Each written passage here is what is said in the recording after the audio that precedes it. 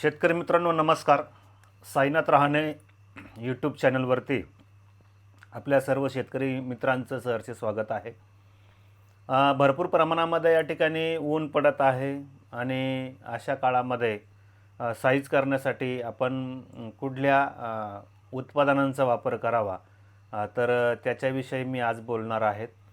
प्रथमतः पहिली गोष्ट आहे की साईज होत असताना सध्या महत्त्वाची अडचण आपल्याला आहे की ऊन खूप आहे म्हणून आपल्याला 2.5 ते 3 तास दिवसाआड पाणी किंवा कधीकधी मधल्या जो दिवस शिल्लक राहतो त्या दिवशी 1 ताससुद्धा पाणी आपल्याला कदाचित द्यावं लागेल. कारण झाडाची पाण्याची रिक्वायरमेंट वाढलेली आहे, ऊन भरपूर आहे म्हणून पाणी व्यवस्थापन करायचं आहे. आता या काळामध्ये अचानक पाणी कमी केलं किंवा अचानक जर वाढवलं तर आपल्याला क्रॅकिंगची समस्या येऊ शकते. म्हणून पाणी समान रूपामध्ये द्यायचं ही सर्वांना या ठिकाणी विनंती आहे. राहिला प्रश्न की आपण कुठले उत्पादनं म्हणजे वापरून साईज चांगली करू शकतो, झाडालाही त्रास नाही आहे आणि केमिकल विरहित आहे. तर अशा उत्पादनापैकी मी पहिलं नाव घेईल आपलं रहाणे ॲग्रोचं पिकअप 90. हे 15 दिवसाच्या अंतराने 4 ते 5 ॲप्लिकेशन देऊ शकता. काही शेतकरी 6 ते 7 पण देतात. तर तुम्ही साधारणपणे माझ्या अंदाजे कमीत कमी 4 ते 5 ॲप्लिकेशन या ठिकाणी करायची आहे. एका एकराला 5 लिटर 200 लिटर पाण्यामध्ये मिक्स करून ड्रिपनं द्यायचं आहे, जेणेकरून झाडाला ग्रीनरी चांगली येते, साईज चांगली होते, झाड ट्रेसवरती जात नाही, म्हणून त्याचा वापर तुम्ही करायचा आहे. रहाणे ॲग्रोनं यावर्षी अजून एक दर्जेदार उत्पादन आपल्याला हे घेऊन आलेलं आहे. याचं नाव आहे बायो चेंजर. आता हे जे बायो चेंजर आहे हे काय काय काम करणार आहे, सर्वांच्या मनामध्ये प्रश्न आहे. पहिलं आहे की रूट झोनसाठी म्हणजे मुळीसाठी तुम्हाला वेगळं काही देण्याची गरज नाही आहे. हे अतिशय मुळीसाठी पण चांगलं काम करणार आहे. आणि अर्थात मुळी चालली की तुम्ही जे काही अन्नद्रव्य देत आहेत तर त्याचं सर्व आपटेक झाडाला होतं आणि परिणामी साईज म्हणा, ग्रीनरी म्हणा अतिशय चांगली होते. म्हणून हा जो बायो चेंजर आहे हा प्रोडक्ट वापरायला पाहिजे.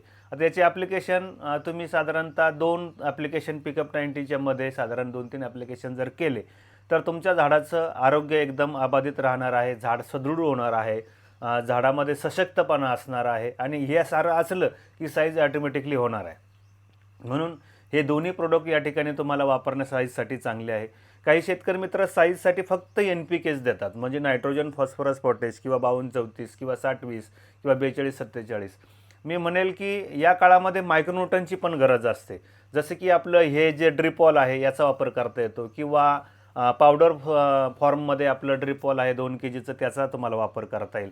तर याचासुद्धा वापर एखाद्या वेळेस जर आपण केला तर अतिशय सुंदर आपल्या फळांची वाढ होते आणि आपल्याला अधिक कलरफुल अधिक साईजची फळं या ठिकाणी मिळतात.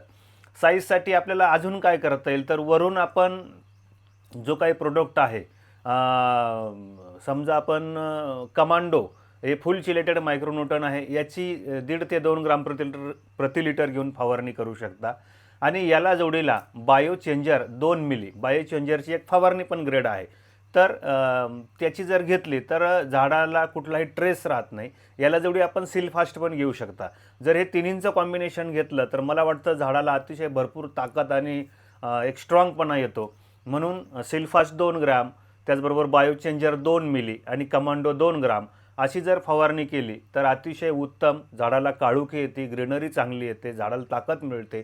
म्हणजे कधीकधी काय होतं की अन्नद्रव्य आपण जमिनीतून देतो पण ती झाडाला उपलब्ध होत नाही, म्हणजे कमी प्रमाणात होतात. तर अशा वेळेस फवारणीचे रिझल्ट हे इन्स्टंट येत असतात. म्हणून माझी समग्र शेतकऱ्यांना विनंती आहे की तुम्ही ही एक फवारणी एक चांगली जादुई फवारणी आहे, याचा वापर तुम्ही या ठिकाणी करायचा आहे. जेव्हा पाऊस सुरू होईल पुढल्या महिन्यापासून त्यावेळेस आपण आत्ताही स्लरी नियोजन केलं तरी चालतं किंवा पुढच्या महिन्यामध्ये जर जाऊन आपण केलं तर आपण PSB आणि KMBची स्लरी जर केली तर त्याचे पण रिझल्ट चांगले मिळतात. बऱ्याच शेतकऱ्यांचं म्हणणं असतं आम्ही किलोचे डोस टाकले, 500 ग्राम टाकलं, एवढं शेणखत टाकलं, तेवढं निंबोळी पेंड टाकलं किंवा DAP इतर काही जी काही आहे ती खतं टाकली.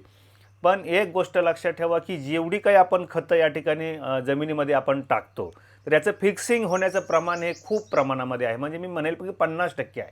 मग हे फिक्स झालेली खतं जर आपल्याला झाडाला मिळवायची असेल तर आपल्याला आपल्या जमिनीमध्ये ऑर्गॅनिक कार्बन वाढवावा लागतो. तो पिकअप 90मुळं त्याच्याबरोबर बायो चेंजरमुळं वाढतो. त्याचबरोबर जीवाणूंची संख्या वाढली पाहिजे. म्हणून जीवाणूंचा काउंट कमी असतो म्हणून आपण नॅनो PSB म्हणजेच फॉस्फरस बॅक्टेरिया आपण देतो किंवा नॅनो KMB म्हणजेच पोटॅश बॅक्टेरिया आपण स्लरीसाठी देतो आणि त्यामुळं काय होतं की तुमच्या जमिनीमध्ये हे बॅक्टेरियांचा काउंट वाढला की तुमच्या जमिनीत फिक्स झालेली जी काही खतं आहे ती अवेलेबल होतात.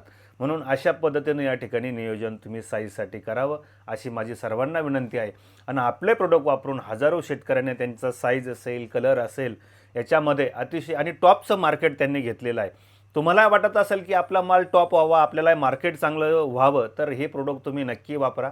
दुसरी सूचना अशी आहे की साधारणपणे सध्याच्या काळामध्ये बुरशीनाशक आणि कीटकनाशकची फवारणी 10 दिवसाच्या किंवा 15 दिवसाच्या अंतराने या ठिकाणी तुम्हाला करायची आहे. जनरल बुरशीनाशक आहे, जसं की साप पावडर आहे, रिडोमिल आहे, स्कोर कवच आहे, आमिस्टार आहे, किंवा कॅप्टन आहे, किंवा ताकद आहे, म्हणजे ही अँट्राकॉल आहे, यासारख्या आलटून पालटून फवारण्या साधारणपणे तुम्हाला घ्यायची आहे.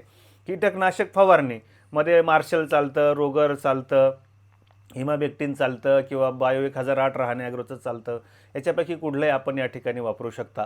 पावसाळ्याचं जे नियोजन आहे ते आपण पुढल्या व्हिडिओमध्ये पाहू. आजचा व्हिडिओ होता की साईजसाठी आपल्याला काय करता येईल. तर या गोष्टी अतिशय महत्त्वाच्या आहे आणि त्या तुम्ही कराव्या अशी माझी विनंती आहे. धन्यवाद.